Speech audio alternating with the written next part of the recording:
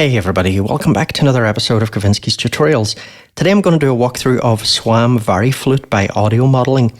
So this is a beautiful app and it's only $10 by the way, at least at the moment for the iPad version.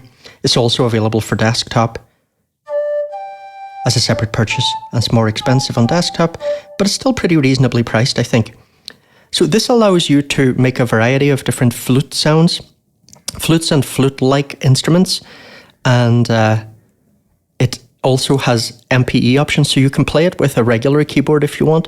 The audio modeling guys, I think anytime I've ever seen any of their videos, they've been playing with regular keyboards and they just use an expression pedal along with that. But because I do everything on the iPad these days, I just use some kind of some kind of touchscreen MPE controller. So here, for example, I'm using the app Salome, and I have a video on my Patreon about how to set these SWAM instruments up when you're using an app like Salome, by the way.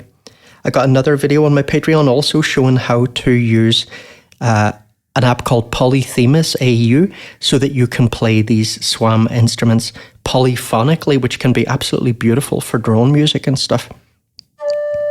But, just right inside the app here, they are monophonic, just like Flute would be. So we've got a bunch of different sounds we can make. If we tap here, we can go into the preset manager.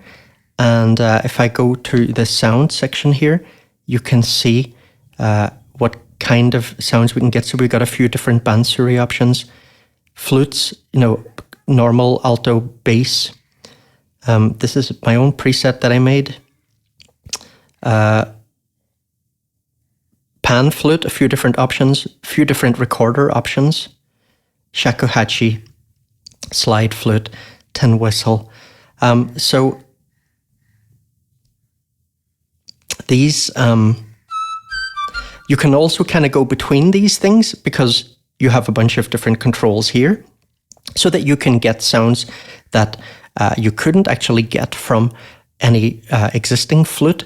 But it's not, I think when it is described in the sort of App Store blurb and stuff, and seeing some people's comments on forums and things, I think some people were disappointed that it can't be that experimental, which personally I was not really expecting, because I think that audio modeling, they're not really those experimental guys, I wish they were. I wish they would make an actual full synth that could do very out there stuff using physical modeling. It would be great. But this one, it's going to be more mild tweaks, nothing too out there. But it's beautiful, it's very expressive, and at the intro price of $10, it's a bargain. So let me just play a little bit here. Might not play the best because I'm using the trackpad on my Magic Keyboard so that I can have a mouse and you can see what I'm doing. But that makes it a bit harder for me to play this. So anyway, I'll try my best. Oh, hang on, let's change that back. I want to use the more Bansuri sound for this, not so high. Oh, hang on.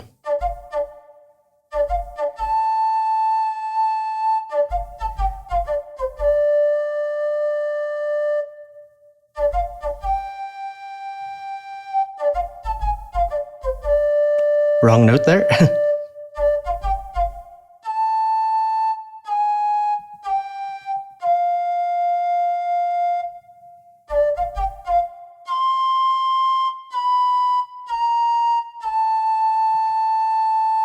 Sounds nice, right? A real flute is, I think, going to be more expressive as long as you know how to play it. But, the advantage of this is anybody who can play keyboard, even a bit, can do something that with a bit of practice can sound fairly like a realistic flute.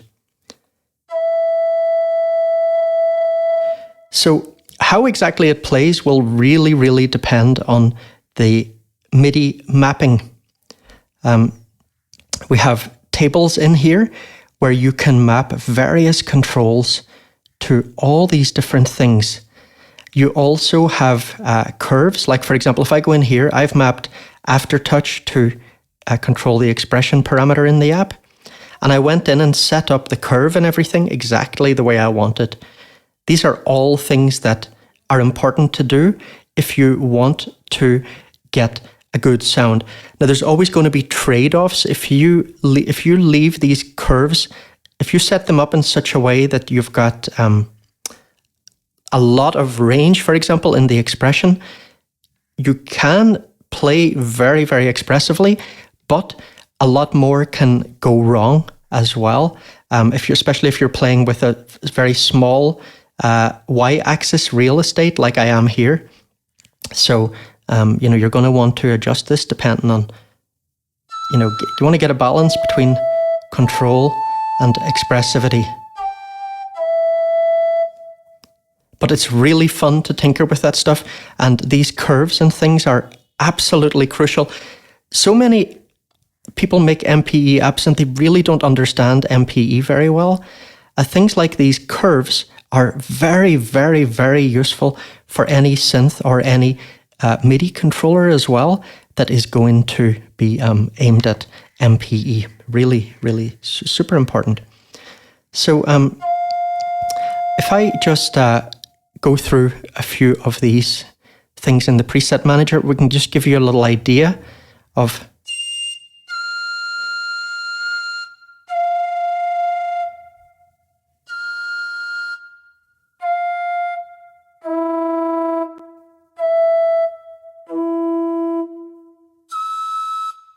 So pan flute is going to play differently as well.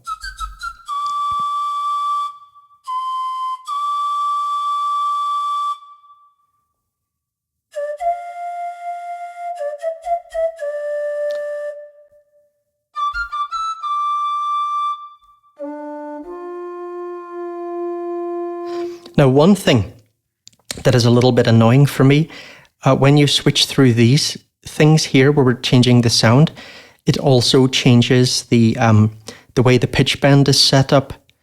And if we look in this little pitch thing here, you can see there are two options, natural overtones and glide. I wish there was a way to lock it so that it would just stay on glide if that's what I've selected. Because now with this setting, with the natural overtones, the glide works, the pitch bend works differently. Like, let me show you. So here I'm playing up a semitone, and here I've dragged a semitone, but it's actually only moved half a semitone. That's because of the way this natural overtones things works. If you want to set it up that you're getting normal glides, then after you change a preset, you might have to go in here and manually change it to glide. It's pretty annoying. So here now, I'm getting the kind of pitch bend that I expect, yeah. But once I change to the next preset, that's going to be gone again, probably. But again, I can go in and set it up. And you can make your own user presets, of course, as well.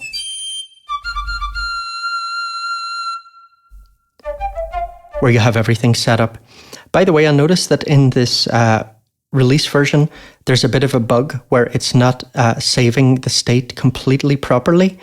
If I set this to glide and close the app, it will, even if it says glide, it's actually going to give me natural overtones, and then I need to manually sort of toggle it again before I get that normal behavior.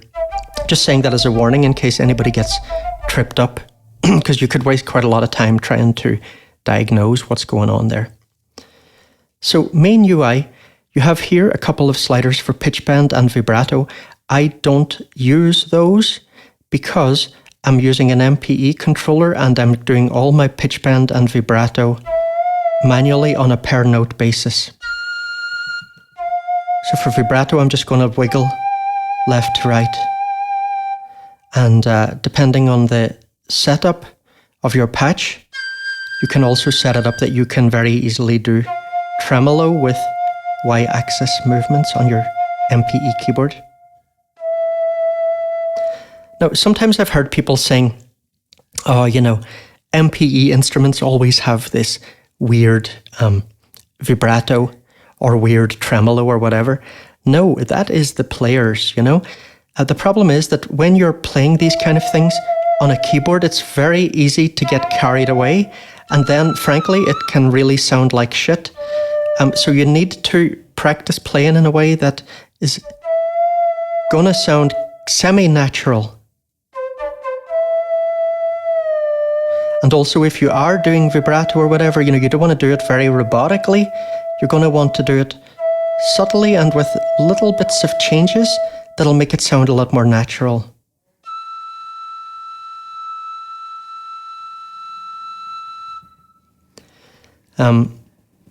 Expression. For me, this is a very important parameter to map to the y-axis of my MPE controller. So you see here, I'm moving my finger up and down on the key here, and you can see that expression is moving up and down there. I set that up in the MIDI mapping page, which we'll take another look at in a minute. Flutter tongue. So again, there's all stuff that could be mapped. So in this particular patch, I haven't mapped flutter tongue, but in this patch here, I have mapped flutter tongue. Let's see. You see, when I go up on my key here, I'm getting a little bit of flutter. Again, this is the sort of thing where you're going to want to experiment and get something that sounds right. So you see here, flutter tongue, I've set it to aftertouch because that's what this controller is sending. And if we tap on that and we go into the curve, you can see I've set the curve up in a way that only when I get very high up the y-axis will this start kicking in. Because the last thing I want is having that flutter on all the time. That's going to sound rubbish. So again, it's really, really important to go in and adjust these, and you're going to want you're probably going to want, if you're using this a lot and you're trying to play different songs and things, you're really going to want to go in and have a whole bunch of different presets. I mean, you might make a different preset for every piece that you play or that you write that you think is going to suit that best. And of course, you could also have one hand free, that you could play with one hand, and then you could tweak these things with the other hand. So, you know, here I'm just bringing in a little bit of flutter tongue manually from time to time whenever I want to. So we've also got breath noise here, high frequency EQ and high frequency EQ boost.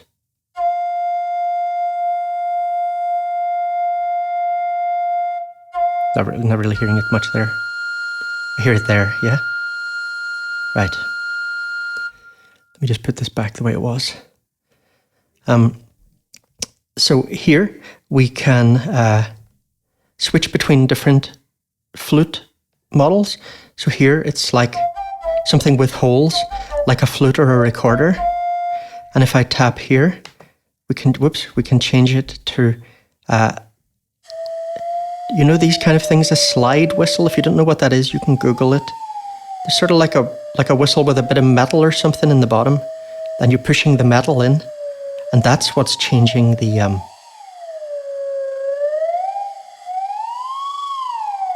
that's what's changing, you know, how it's going to sound. So yeah, this is all physically modeled, right? No samples.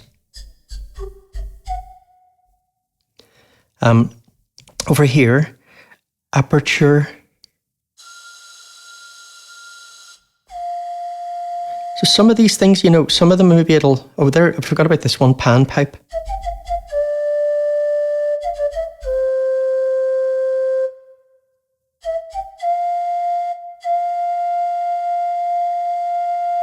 Hear that making a little bit of difference, is a bit subtle. You know, some of these things it'll maybe be more noticeable. It'll depend what the other controls are set like.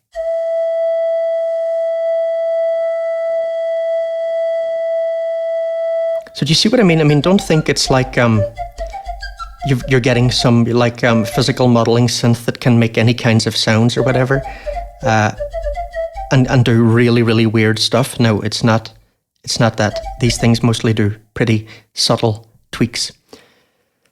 If we go in here, expressivity, excuse me guys, my throat's a bit funny today. So you have various sliders here. Again, you can map, I think, all or most of these things. So expression, you definitely don't want to have that loud all the time. You're not going to have any dynamics in your performance if you do that.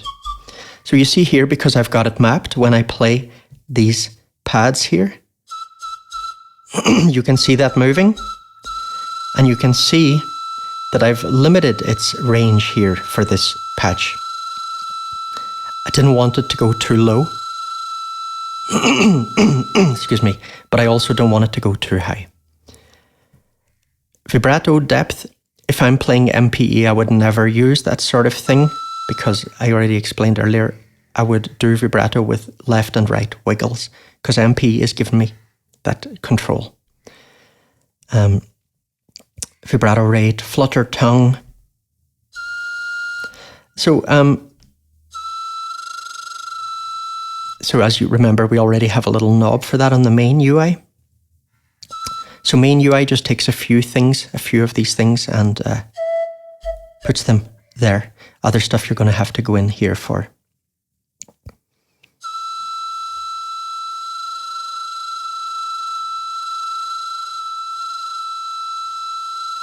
I've heard that make more difference before. It must depend on some other settings that aren't engaged at the moment. Go into play modes. So, okay, the tube type, we've already played around with that. So some of these things will be off. It'll depend what type you've chosen, right? Because this one here, that's like the pan pipe one. And these things are not appropriate for that model. Tambre, again, more controls here.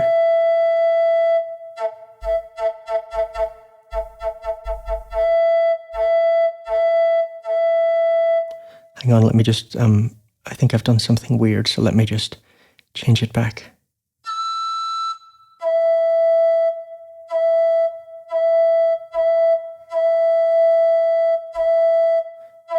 My headphones are not super loud here. I'm not really hearing that breath noise much. Again, it might depend on some other settings, like the high frequency settings or something.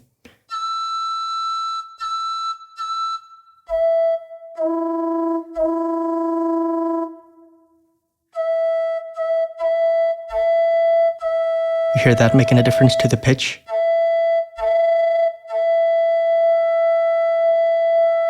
Right? Pipe diameter.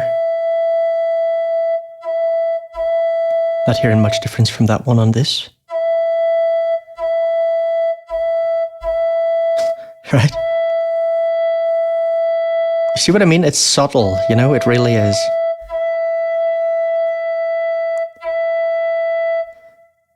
Let me just change back. Pitch.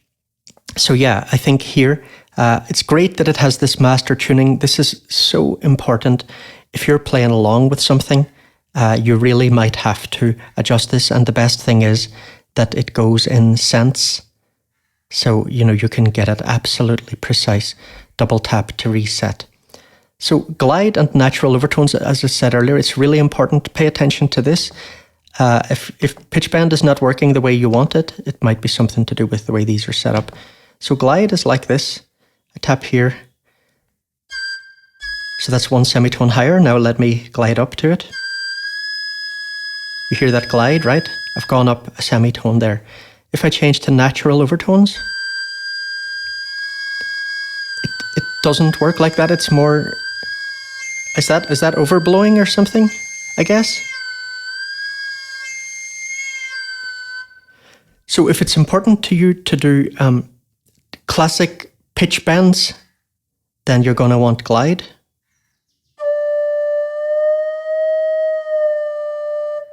But if you want this, which is lovely and expressive, but it's just going to, it's going to sound different. And each of these has its own pros and cons, I guess, or trade-offs. So yeah, you choose this if you want that kind of sound. Pitch bend ranges up and down is really important to pay attention to.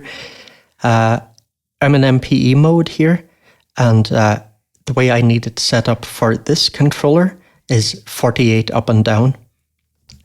I think that's going to be like that for a lot of controllers, but you've got all the options there, so you can play around with that. You've also got transpose here. So the transpose can be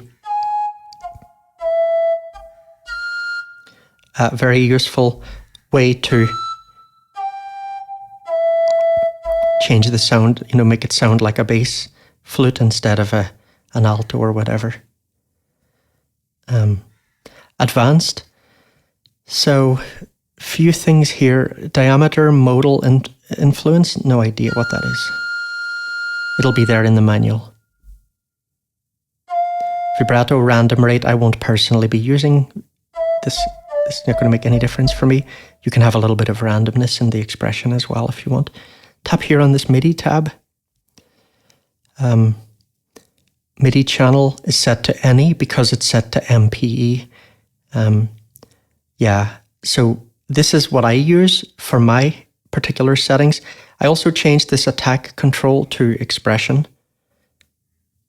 For more details about all this, you can look at the manual.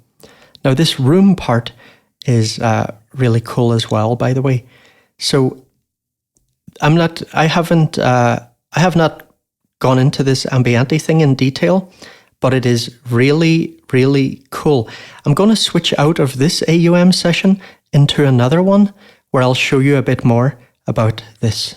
Wait a second. Okay, great. Sound back again here now. So here, this is an example of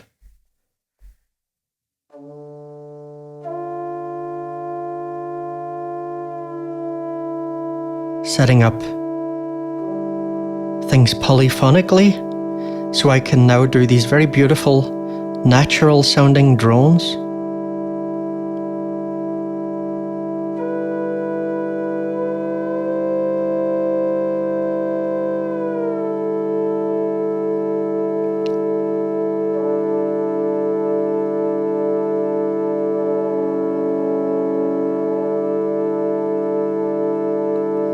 And if I tap on one of these, so again, I've got a video on my Patreon about how you can do this. So if I tap here, they've overlapped. That was not set like that, actually. That's strange. So here, basically, it's detecting that I've got other instances loaded, and I can move those around in the room. It's great. And we have different room sizes and stuff, and we can set to emulate different materials that would change the absorption.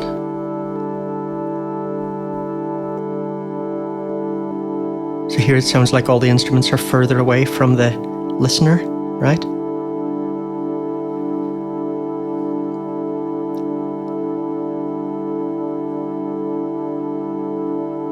Really great. So I haven't really dived into this or anything, but it's really, really neat. Really neat.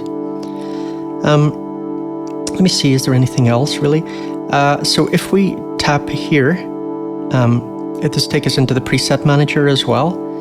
And it's very important to understand, here we have all. This will change, it'll change the sounds, it'll also change MIDI mapping, micro-tuning, room, and so on. If I just tap here on this sound list, if I pick things from this, they will change the sound, but they won't change the MIDI mapping, for example. If there are presets here that I use, I can call these up, it will change the MIDI mapping, but it won't change the sound and so on. You've also got micro-tuning options here. I have not experimented with those. And there are room settings here as well.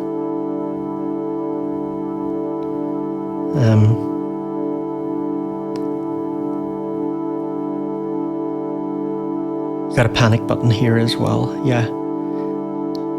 Here, this little keyboard that I'm not going to go into. You can find details about it in the manual if you're interested in using that. MIDI. So here you've got a MIDI learn system here with this assign. Tap something and then you can play from the instrument that you want to use to control it, and it should recognize your tap or your twist or whatever. What else?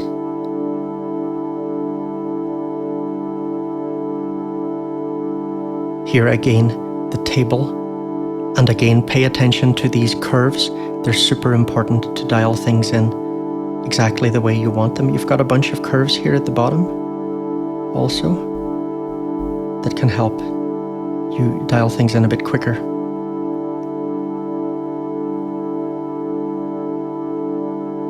And there we are. I think I've covered the main controls. I hope this was useful for you, everyone, and I'll see you in the next video. Take it easy.